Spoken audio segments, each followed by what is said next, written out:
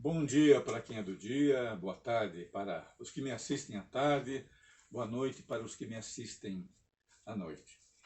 Meus queridos e minhas queridas, nós vamos começar mais um Ponderando com o Caju, depois de um certo tempo de paralisação, em razão do coronavírus, porque quem faz junto comigo os nossos vídeos é o meu aluno Walter. E para não arriscar evidentemente a vida dele, eu suspendi por um certo tempo que nós fizéssemos o nosso trabalho. Agora quem está assumindo esta função, pelo menos por um certo tempo, é o meu filho, que ele vai ser o nosso cinegrafista em algumas ocasiões. Pois bem, hoje eu vou falar sobre um tema que é das minhas aulas, quando nós introduzimos a questão da economia. Afinal de contas, o que é economia? Esse é a primeira estação que nós vamos tratar. E para responder o que é uma economia, o que é essa ciência que atinge a todos, a primeira forma de se começar esse estudo, o primeiro degrau, da forma mais simples possível, é pela etimologia. A etimologia nada mais é do que a origem da palavra. Se alguém quiser ter um primeiro relâmpago do que é uma ciência, comece pela etimologia. A etimologia nos diz que economia ela pode ser seccionada em duas partes, eco de um lado, nomia de outros, é uma palavra de origem grega. Eco quer dizer casa, e nomia, de nomos, quer dizer leis. As leis, portanto, que governam a casa. Mas a casa da qual nós estamos falando não é propriamente uma casa de material, uma casa de madeira, uma casa em alvenaria ou qualquer outra coisa. É a casa de que nós estamos dizendo, é a sociedade em que nós vivemos. Essa sociedade é regida por leis. Não as leis do direito, mas leis de comportamento econômico, que não estão escritas em parte alguma, mas elas existem. Uma delas é a lei de oferta e procura. Não adianta querer procurar essa lei na Constituição, que ela não existe lá. Mas ela é uma lei de comportamento. Pois bem, então a nossa primeira definição de economia, a mais simples de todas, é essa, que vem da origem da palavra. Depois, nós podemos passar para uma segunda definição, já mais ampla, já mais elaborada, já bem mais pensada, que nos prende à ideia de sobrevivência. A economia é uma ciência que diz respeito à sobrevivência da humanidade. E essa sobrevivência, ela se dá em três etapas: a produção, a distribuição e o consumo. E isto forma um fluxo econômico, forma a atividade econômica. Agora, essa produção, essa distribuição e este consumo, eles são ligados também e dependentes de uma geografia. Porque conforme a geografia, essa produção, essa distribuição, esse consumo pode ser mais fácil ou mais difícil. Vou exemplificar. Os países do Oriente Médio, eles são povos conhecidos por serem muito guerreiros. Mas será por que isso? Eu vou dar uma tentativa de solução. Eles sobrevivem em regiões tremendamente inóspitas, onde 80% daquilo são desertos e 20% são de terras férteis. Portanto, esses 20% de terras férteis vão ser disputados aguerridamente. E isso já tem, quem sabe, uns 5.000 anos. Já no Brasil, se a gente for olhar todo o nosso território, não há presença de nenhum deserto. E é talvez o país do mundo mais rico em água. Então, é um país notório de riquezas e, por que não dizer, cobiçado pelo planeta inteiro. E Isto é a instância da geografia. Outra questão fundamental ligada à sobrevivência é a questão da técnica. A técnica vai traduzir a facilidade com que essas riquezas podem ser produzidas. E aí a gente pode intercalar também com outro exemplo. Uma coisa é você trabalhar a terra com as mãos. Vai te dar um nível de produtividade. Outra coisa é você utilizar daí já uma ferramenta de ferro, por exemplo, uma enxada. Ao invés da mão, você usa a enxada. Já vai ser um nível de produtividade mais alto. Daí, se você sai da enxada e já passa para um arado, mesmo que seja um arado puxado a cavalo, por exemplo, já vai ser um nível de produtividade mais alto. E daí, de um arado puxado por tração animal, a cavalo, ou outro animal qualquer que seja, se você passar para um trator, a produtividade vai dar um salto ainda maior. Mas o que está interpondo isso? O nível técnico. E isso pode ser não apenas sob o ponto de vista individual, quanto também das sociedades, né? Veja, por exemplo, quando os europeus chegaram nas Américas, eles se defrontaram com 3 sociedades em níveis técnicos diferentes. Três não, mas 2, né?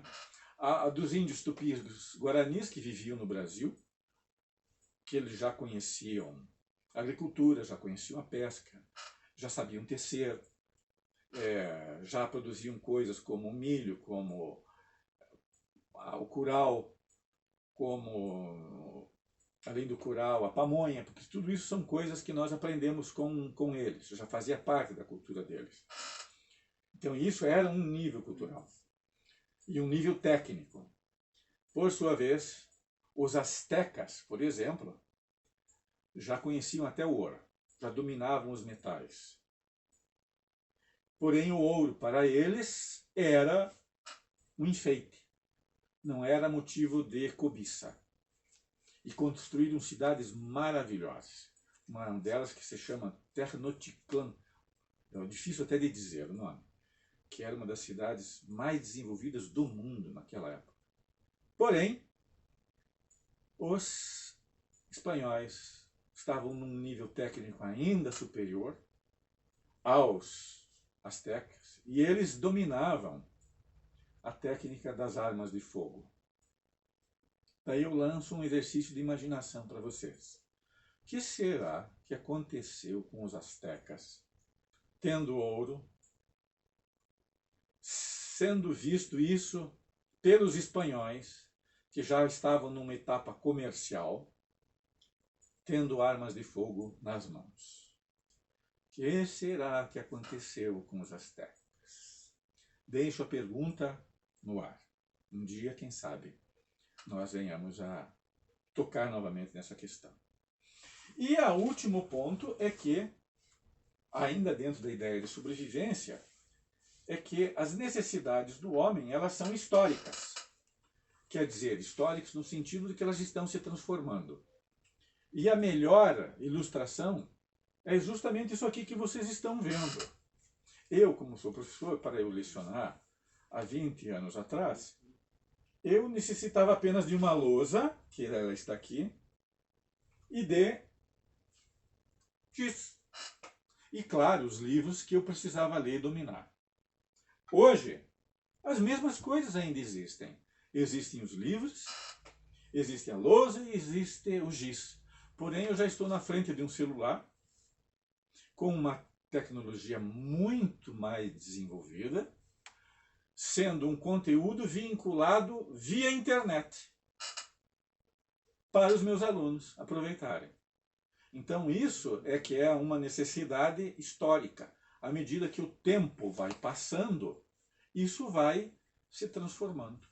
Então esta é a segunda definição de sobrevivência, muito mais ampla, muito mais rica, para dar conta de responder o que é essa economia. Então vejam as 3 etapas: a instância da geografia, da técnica e da transformação histórica. Aí nós temos a segunda definição. E agora temos uma definição mais recente, ligada à noção de escassez. Essa noção de escassez também deriva da sobrevivência, mas está dizendo o seguinte: olha, os recursos são escassos. Porque o homem, até um certo período de sua história, ele achava e pensava que essa natureza era infinita. E pelo contrário, quando chega no século XX, de meados do século XX para frente, está se vendo que esses recursos podem acabar. E que o homem retira uma quantidade muito maior de recursos do que ele devolve para ela.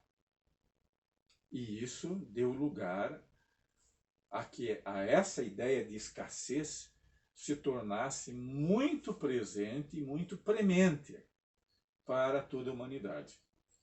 Então, essa ideia leva a ideia de, essa noção, na verdade, de escassez, esse novo conceito, leva à noção de limitação de recursos, de que eles são finitos e de que você precisa otimizá-los, usá-los da melhor forma possível para que você consiga fazer com que isso tenha o maior rendimento possível, eles sejam utilizados da melhor forma. E aqui também se abriu o caminho para uma nova ciência da economia muito ligada com o meio ambiente, ligada com a ecologia, da preservação dos recursos. Para você também poder ter, você precisa também preservar.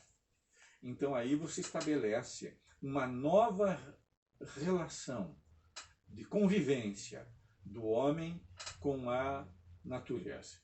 Aqui vai aparecer, por exemplo, o uso da água, o uso da terra, o quanto a água, qual água é importante que eu me refiro? A água potável.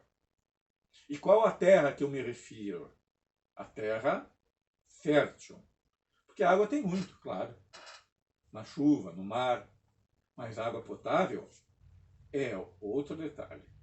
Terra tem o planeta, mas terra fértil é muito diferente, é uma outra instância de raciocínio.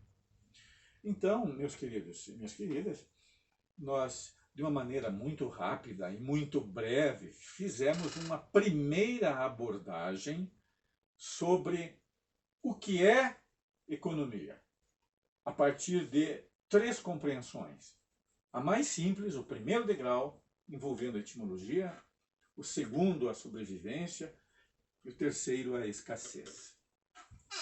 Em termos de definição, eu me agrado muito da segunda.